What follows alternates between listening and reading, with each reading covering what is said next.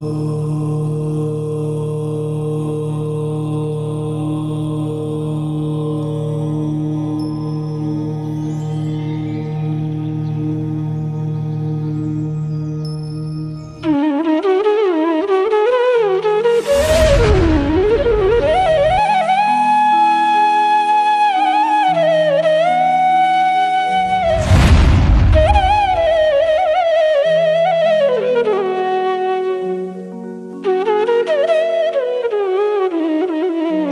सभी को अरिहंताणं नमो सिद्धाणं नमो आयरियाणं नमो वज्रायाणं नमो लोये सवसाहूणम् गुणानां विस्तरं वक्षे स्वभावानां तथैव च पर्यायाणां विशेषेण नत्वा वीरं जिनेश्वरम्। जय बोलिए पंच परमेश्वरी भगवान की जय।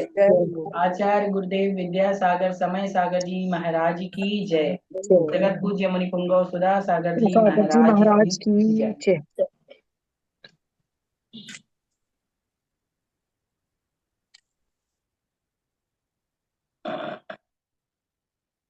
कल हमने द्रव्यार्थिक न्याय के 10 भेदों के नाम, पर्यायार्थिक न्याय के 6 भेदों के नाम, नैगम न्याय 3 भेद इनके नाम, संग्रह न्याय 2 भेद उनके नाम, ऋजुसूत्र न्याय, व्यवहार न्याय उनके 2 भेद और उनके नाम। उसके बाद हमने 10 परिभाषाएं जो द्रव्यार्थिक न्याय है उसके भेदों की 10 परिभाषाएं हमने लिखी तैयार। उसके बाद पर्यायार्थिक न्याय के 6 भेद हैं, उनकी परिभाषाएं हमने आपको टिक कराई थी, वो लिख ली है। अब आगे नैगम न्याय के 3 भेद हैं। जानते हैं नैगम न्याय के 3 भेद कौन कौन से हैं? भूत निगम नहीं, भावी निगम नहीं और वर्तमान निगम।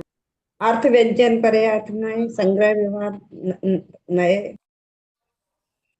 नैगम न्याय के जो 3 भेद हैं उनकी परिभाषा हम टिक लगाते पेज नंबर 106 पे आ जाएं।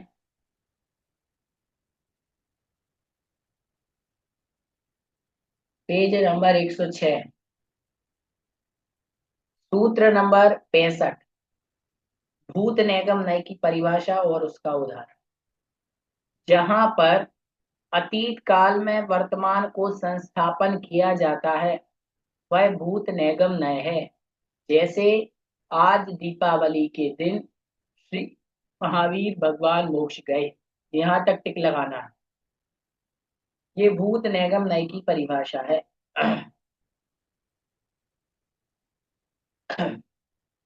जहां अतीत काल में वर्तमान को संस्थापित किया जाता है, लिख लिया।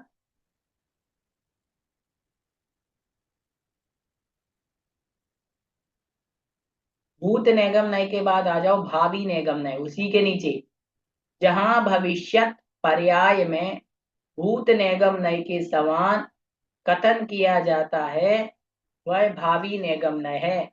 जैसे अरहंत सिद्ध है, ये परिभाषा लगाइए। एक कौन से पेज पे बैठे? बता दिया ना, पेज नंबर 106। ठीक है।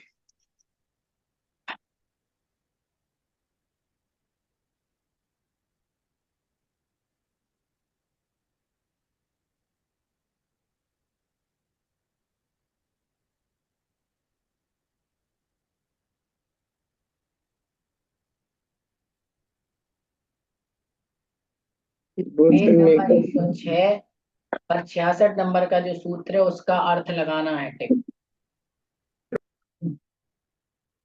जहां भविष्य पर्याय में भूतकाल के समान कथन किया जाता है वह भावी नैगम्य है। जैसे अरहंत सिद्ध ही है। Page page number page number 106 जी।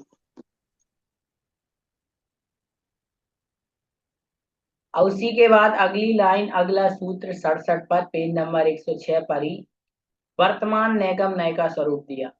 कार्य करने के लिए प्रारंभ की गई ऐसी ईसत निष्पन्न अथवा अनिष्पन्न वस्तु को निष्पन्नवत कहना, ये वर्तमान नेगम नय है। जैसे भात पकाया जाता है, ये वर्तमान नेगम नय है। सूत्र नंबर 67 का अर्थ लगाओ, ये वर्तमान नेगम नय का स्वरूप है। भैया जी ये थोड़ी कठिन नहीं लग रही? बिल्कुल वर्तमान सरल है। आप इसको ऐसा कर सकते हैं कि परिभाषा को सरल कर सकते हैं। अनिष्पन्न वस्तु को निष्पन्नवत कहना वर्तमान नेगम नय है, इतनी लगा सकते हैं आप। अनिष्पन्न वस्तु को निष्पन्नवत कहना, ये वर्तमान नेगम नय है। लिख लो आप, सरल कर दी मैंने। अनिष्पन्न वस्तु को निष्पन्नवत कहना वर्तमान नेगम नय है। और ठीक है। भैया जी वर्तमान में वर्तमान का आरोपण किया जाता है, ये वो तो पहले ही बता दी ना, ये थोड़ी है, ये तो अभी वर्तमान नेगम नय की है। हाँ वर्तमान निगम की नहीं ना, वर्तमान में वर्तमान को आरोपण करना। ऐसा कह सकते हैं, लेकिन परिभाषा यही सही है इसकी, अनिष्पन्न वस्तु को निष्पन्नवत कहना। ठीक है भैया जी। सटीक परिभाषा यही है ग्रंथ के अनुसार।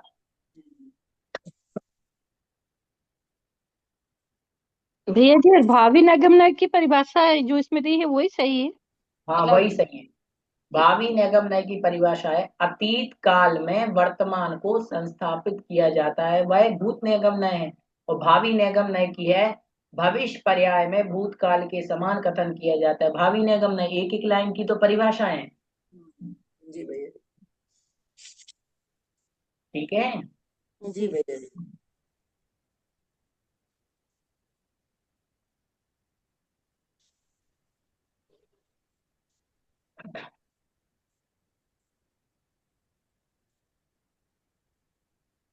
भैया जी हाँ जी। भैया जी भात पका रहा हूँ, ये वर्तमान में आएगा? अनिष्पन्न कार्य को निष्पन्न कहना। हाँ, जैसे कोई माता है, आप भोजन पकाते हैं, जैसे आपसे पूछा किसी ने कि आशा जी आप क्या कर रही हैं, आपने कहा मैं चावल बना रही हूँ। भात मतलब होता है चावल, चावल बना रही हूँ। और किचन में जाकर के देखा तो उस समय आप चावल धो रही थी। क्या कर रही थी? चावल धो रही थी। तो वो कार्य कंप्लीट नहीं हुआ, लेकिन कंप्लीट होने के समान बोलना। वो कार्य अभी अनिष्पन्न है। अनिष्पन्न का अर्थ होता है कि वह कार्य अभी पूरा नहीं हुआ है, नहीं। लेकिन पूरे हुए के समान कहना, ये वर्तमान नैगम्य है। समझ गए? जैसे भैया जी वर्तमान में रोटी बना रही हूँ तो भी वो भी वर्तमान में आएगा ना, वर्तमान बिल्कुल निगम बिल्कुल नय में? बिल्कुल। वर्तमान में मैं कोई भी कार्य कर रहा हूँ, वर्तमान निगम नय में ही आएगा। जैसे मैं आपको कह रहा हूँ, मैं तो आपको पढ़ा रहा हूँ, और जबकि मैं तो अभी नीचे देख रहा हूँ, तो कहने में वही आता है। अभी पूरा कहाँ पढ़ाया मैंने, लेकिन कह दिया। ठीक है। फिर संग्रह नय के दो भेद, सामान्य संग्रह भेद भेदक और विशेष संग्रह भेदक। इसकी परिभाषा बहुत बड़ी बड़ी है। पेज नंबर 126 127 पर देखो।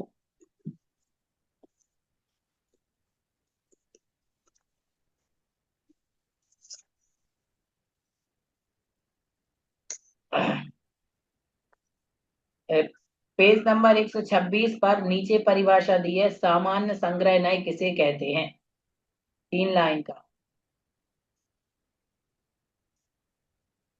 और उसी के बाद नीचे प्रश्न दिया, विशेष संग्रह नय किसे कहते हैं। ये भी 4 लाइन की परिभाषा दी है, तो ये टिक कर लो, इसको पढ़ लेना एक दो बार। इसको आप शॉर्ट में लिखवा दीजिए ना भैया जी। नहीं, इसकी शॉर्ट नहीं बनेगी, जो उदाहरण तो लेना ही पड़ेगा।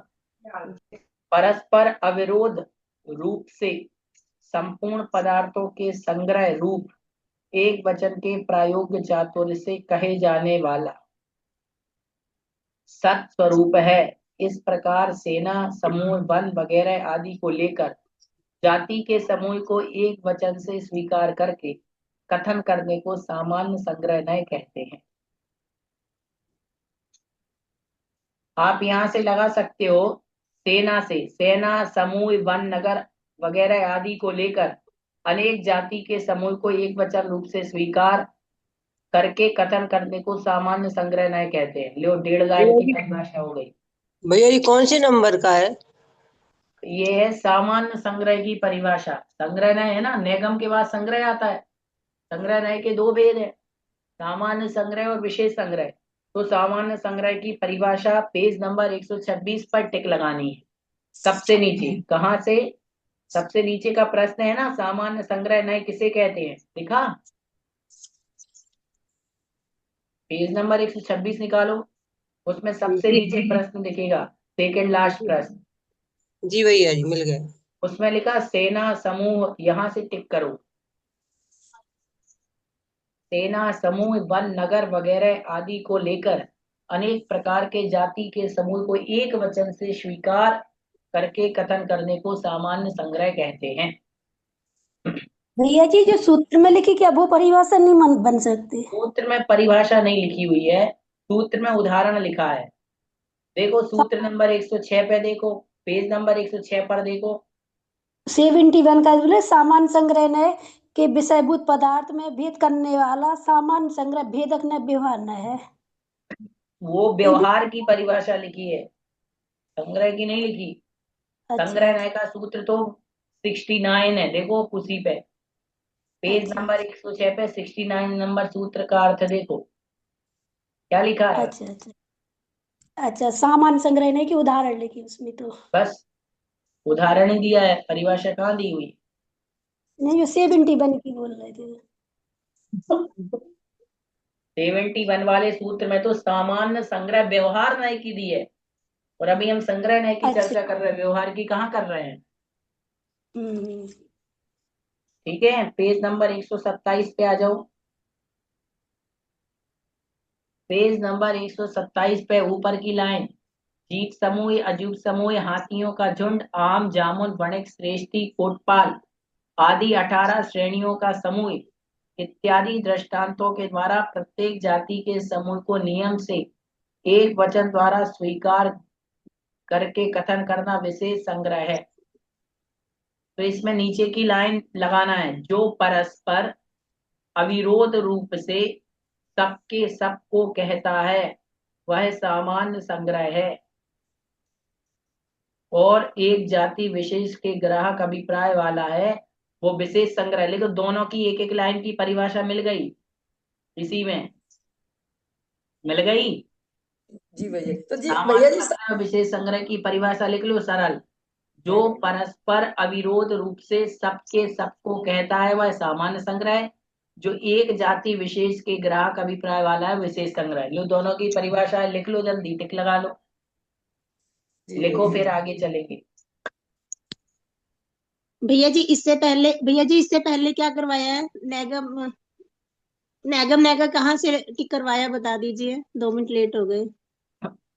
सूत्र पेज नंबर 106 पे आ जाओ, सूत्र नंबर 65 का अर्थ, सूत्र नंबर 66 और सूत्र नंबर 67, तीनों में एक एक लाइनें टिक कराई है परिभाषा की। सूत्र नंबर 65 में भूत निगम नय की परिभाषा, जहां से अतीत काल में वर्तमान को संस्थापित किया जाता है वह भूत निगम नय है। ये भूत निगम नय की परिभाषा, और उसमें उदाहरण भी दिया है। पेज नंबर 6, उदाहरण भी लिखते जाना, ठीक है समझ भैया। रहे, उदाहरण भी लिख लेना। ठीक है भैया जी। फिर दूसरा है भविष्य पर्याय में भूतकाल के समान कथन करना है भावी निगम नय, उदाहरण भी लिखना है, अरिहंत सिद्धि है। तीसरी परिभाषा मैंने लगवाई थी, अनिष्पन्न वस्तु को निष्पन्नवत कहना, ये वर्तमान निगम नय। शुरू की ठीक है आधी लाइन छोड़ दी है, कहाँ से ठीक है लेना है, भैया। अनिष्पन्न वस्तु को निष्पन्नवत कहना, ठीक है भैया जी। ये ठीक है, लगाया। तो फिर धन्यवाद भैया। अभी संग्रह नय बता ही दिया। अब व्यवहार नय के दो भेद, व्यवहार नय के कितने भेद हैं, 2 भेद हैं।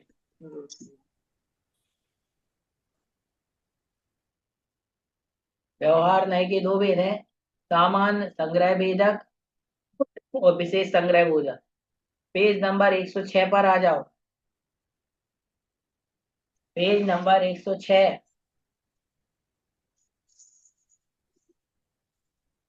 पेज नंबर 106 सूत्र नंबर 71/2 71/2।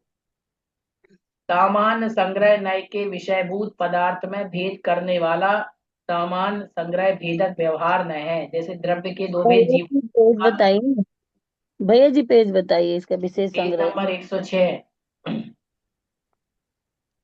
पेज नंबर 106 सूत्र नंबर 71/2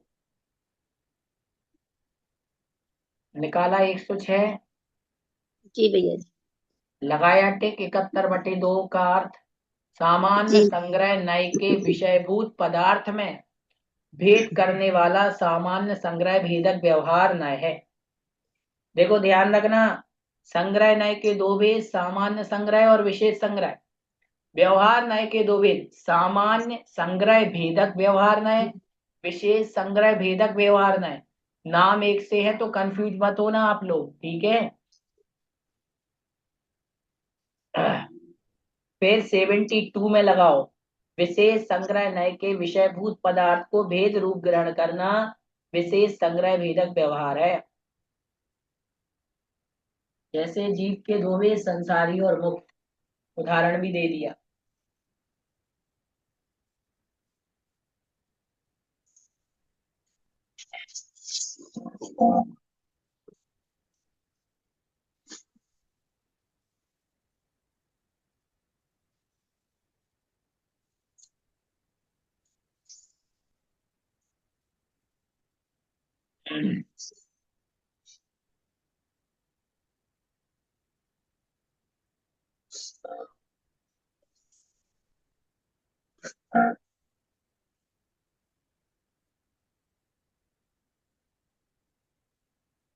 बोलो लगाया जी टिक।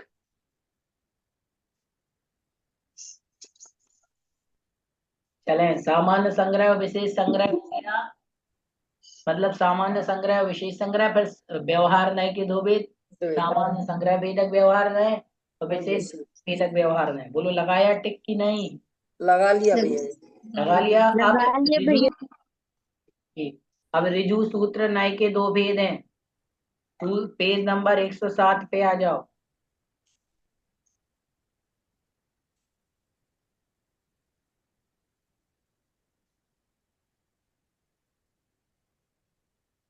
सूत्र नंबर 74, इसके दो भेद हैं ऋजु सूत्र नय के, सूक्ष्म ऋजु सूत्र और स्थूल ऋजु सूत्र। पेज नंबर 107 परिभाषा सूत्र नंबर 74, जो एक समयवर्ती पर्याय को विषय करता है वो नय सूक्ष्म ऋजु सूत्र है। लगा लो टिक। जो एक समयवर्ती पर्याय को विषय करता है वह नय सूक्ष्म ऋजु सूत्र है। बोलो लगाया टिक? जी भैया जी। भैया जी लगा लिए। हाँ, उसके नीचे 75 नंबर सूत्र में स्थूल ऋजु सूत्र की है। जो नए अनेक समयवर्ती स्थूल पर्याय को विषय करता है वह स्थूल ऋजु सूत्र नय है। लगा लिए भैया जी इसको तो भी। ये दोनों परिभाषाएं टिक लगा लेना है। जी भैया जी। इसके बाद शब्द नय, समभिरूढ़ नय एवं भूत नय, तीनों की परिभाषा मैंने पहले ही लिखा दी थी और इनके कोई भी भेद नहीं है, ठीक है। अब चलो, अब आते हैं, अब आ जाओ पेज नंबर 107 पर ही हैं। अब 107 में सुनना ध्यान से। देखो, द्रव्यार्थ सबसे पहले नय की 5 परिभाषाएं मैंने आपको लगवाई थी टिक, जी भैया। वो हो गई। नय के 9 भेद हो गए, उन 9 भेदों के किसके कितने कितने भेद हैं उनकी काउंटिंग हो गई। उन भेदों के कौन कौन नाम है, 10 नाम कौन से हैं, 6 नाम कौन से हैं, 3 कौन से, वो नाम अलग से लिखवा दिए और सारे की डेफिनेशन। तो 5 परिभाषा वो और 9 परिभाषा 9 नयों की तो हो गई कितनी, 5 और 9 14 परिभाषा है।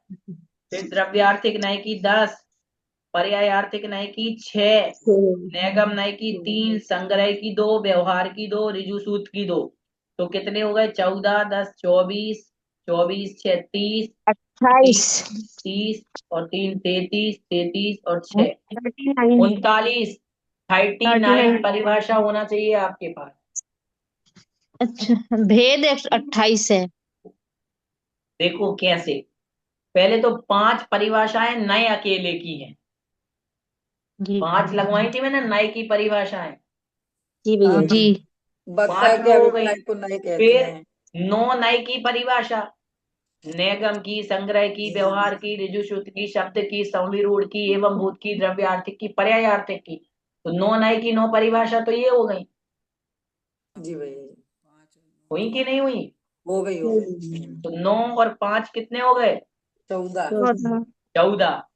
फिर उसके बाद द्रव्यार्थिक नय की 10 परिभाषा। हाँ हो गई 24। द्रव्यार्थिक नय की 10 परिभाषा, तो 14 और 10 24 हो गए। 24 और 6 पर्यायार्थिक की परिभाषा है, 30 30 हो गए। 3 नेगम नय की परिभाषा है, हाँ 33 2 संग्रह नय की, 35 2 व्यवहार नय की, 37 2 ऋजु सूत्र की। 39 हो गई 39 परिभाषा। जी भैया जी। अब 39 परिभाषाओं में आपका 9 नय का विवेचन पूरा हो गया। जी अब ये भैया जी 39 परिभाषा आप याद कर लेते हो तो सही विकल्प, खाली स्थान जो भी बन सकता है, बड़ा प्रश्न हो छोटा प्रश्न हो, वो आपका कंप्लीट हो जाएगा। केवल 39 परिभाषा मतलब 39 लाइनें आपको याद करनी है। एक आध बड़ी हो तो 40 लाइनें मान लो, 42 मान लो। अब इसमें आपसे बड़ा प्रश्न पूछा गया कि द्रव्यार्थिक नय के 10 भेद बताओ, तो भी आप लिख दोगे। ये पूछा, छोटा प्रश्न पूछ लिया कि द्रव्यार्थिक नय के किसी एक भेद की परिभाषा बताओ, अन्वय सापेक्ष की बताओ, तो बता दोगे। आपसे पूछा नेगम नय की परिभाषा लिख करके नेगम नय के भेद लिखो, तो भी लिख दोगे। भावी नेगम नय पूछा तो भी लिख दोगे। 3 परिभाषा याद करने से 3 क्वेश्चन तैयार हो गए, और ये 39 परिभाषा याद करने से आपके 100 क्वेश्चन से ज्यादा तैयार हो गए। अब देखो क्या क्या क्वेश्चन आपको, ये 39 परिभाषा तो पता चल गई कौन कौन सी लिखवाई है। जी भैया जी। अब मैं बता रहा हूं कैसे कैसे क्वेश्चन बन सकते हैं। क्वेश्चन बड़े बनेंगे तो बनेगा, नए की परिभाषा लिख करके नए के भेदों का उल्लेख करो। फिर 9 नयों के नाम बताओ, 10 द्रव्यार्थिक नय के नाम लिखो, नेगम नय का स्वरूप लिखकर उसके भेदों की विवेचना करो। 9 नयों के कितने कितने कौन कौन से भेद होते हैं वो लिखो, नय का स्वरूप लिखो, नय के बारे में बताओ, नय का वर्णन करो। फिर और छोटे क्वेश्चन क्या बनेंगे, भावी नेगम नय की परिभाषा लिखो। परिभाषाओं में ये 39 परिभाषा में से 3 4 5 परिभाषाएं तो आती ही आती हैं, ऑप्शन में आती ना, 7 में से 5 करना है। तो इतनी परिभाषा याद कर ली तो कितना विषय कवर हो गया बताओ। तो परिभाषा बस आपने याद कर ली, विषय याद हो गया। इसमें परिभाषा के अलावा क्या दिया है बताओ? हर एक सूत्र दिया, नीचे जो लाइन दी उसमें परिभाषा है। आ रही है बात समझ में? अब बताओ, हमने यहाँ शुरू से लेकर के पेज नंबर 103 से लेकर के 104, 105 और 106, 107 यहाँ तक क्या छोड़ा हमने? सब तो हो गया। अभी नए के बारे में बताओ, अब नए के बारे में क्या बचा जो हमने नहीं पढ़ा? 9 नयों के बारे में सब पढ़ लिया। फिर आया नीचे उपनय। भैया जी इसमें शब्द संविरूढ़ और एवं भूत की ओर जोड़ लेंगे तो फिर 42 बन जाएंगे। नहीं होंगी, क्योंकि वो 9 नए में पहले ही जोड़ ली हमने। 9 नए में पहले ही जोड़ ली ना शब्द समविरूढ़ और एवं भूत, पहले जोड़ी ना। 5 नए की परिभाषा है और 9 नए की 9 परिभाषा तो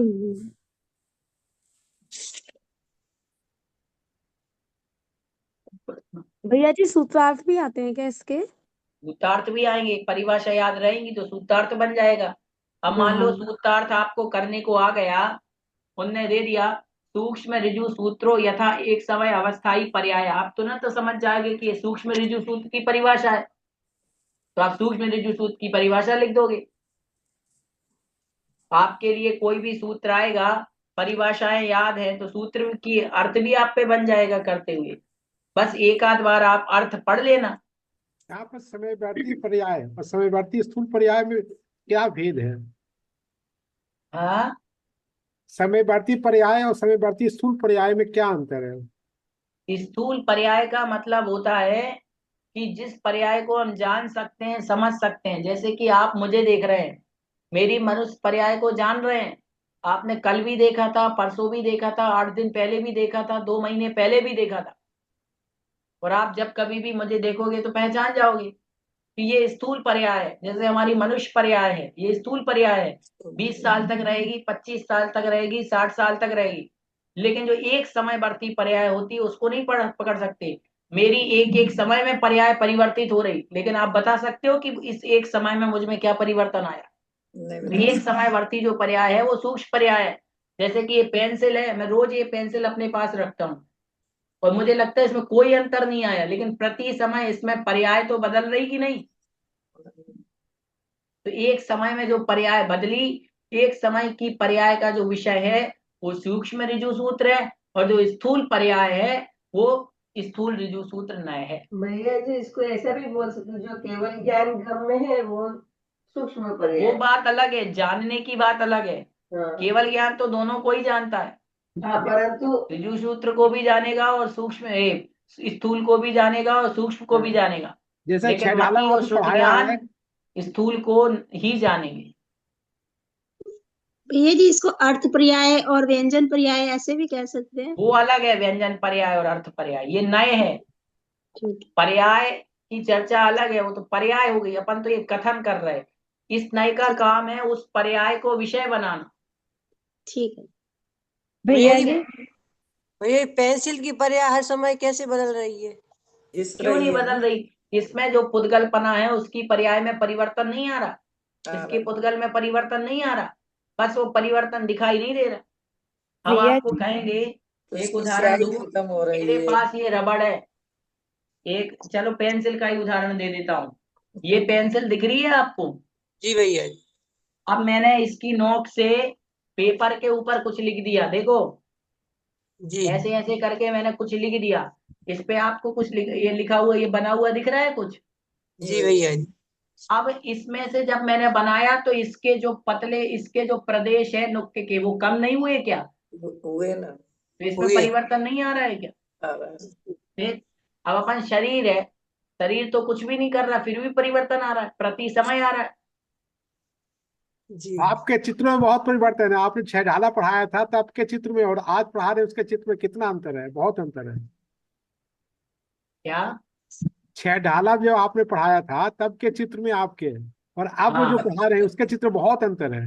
कैडाला पढ़ी थी क्या आपने हमसे? जी। हाँ, तो 3-4 साल हो गए, 4-5 साल। भैया जी भैया जी एक बार भावी निगम के बारे में समझाइए ना। भावी नैगम नय का मतलब होता है भविष्य की पर्याय को भूत के समान कथन करना। जैसे अरिहंत सिद्ध ही है। अब बताओ, अरिहंत भगवान है, समझना। अभी हम लोग वर्तमान में रह करके, हम लोग अभी वर्तमान में हैं, लेकिन चर्चा भविष्य की कर रहे हैं। आपने कह दिया अरहंत तो सिद्ध ही है, लेकिन आप बताओ अरिहंत अरिहंत है, सिद्ध सिद्ध है। उनको अरिहंत को सिद्ध इसलिए कहा है भविष्य की अपेक्षा, कि वो भविष्य में बनेंगे, क्योंकि ये नियम होता है जो अरिहंत बन गया वो सिद्ध बनेगा ही बनेगा। तो कह दिया अरिहंत को सिद्ध ही मानो। क्यों? क्योंकि वो भविष्य में सिद्ध बनेंगे। तो भावी निगम की नय की अपेक्षा से भूतकाल के समान कथन कर रहे कि वो अरिहंत सिद्ध ही है। समझ गए? जी भैया भैया जी, जी इसमें एक डाउट बनता है, जो अभी हम काम कर रहे हैं जो अनिष्पन्न है वो भी तो निष्पन्न होगा ही आगे तो जब भविष्य में। निष्पन्न होगा तो उस समय की बात अलग है ना, नए तो प्रति समय की बात करता है। ठीक अभी तो अनिष्पन्न है, तो इस समय जो कथन किया जा रहा है वो वर्तमान निगमन है। जैसे अभी मैंने कहा मैं चावल पका रहा हूं, तो ये जो कथन किया गया वो कौन से नय के अंडर में आता है? ये वर्तमान निगम नय के अंडर में आता है, क्योंकि अभी काम पूरा हुआ नहीं, लेकिन मैं कह रहा हूं ये काम हो गया, ऐसा। भैया जी जिसमें नए का वर्णन करने आएगा तो क्या उसमें नए की परिभाषा और नए की भेद है, उनकी भी परिभाषा और क्या कितना कितना लिखना पड़ेगा?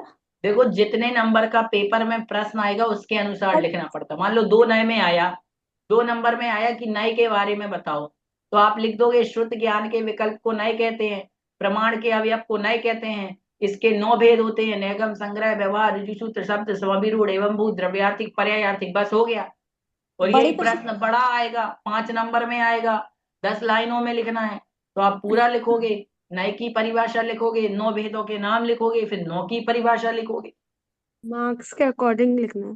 तो नंबर के अकॉर्डिंग आपको मैंने पूरा बता दिया, अब आपके विवेक के ऊपर है कि जितने नंबर का आ रहा वैसा अपन को लिखना है।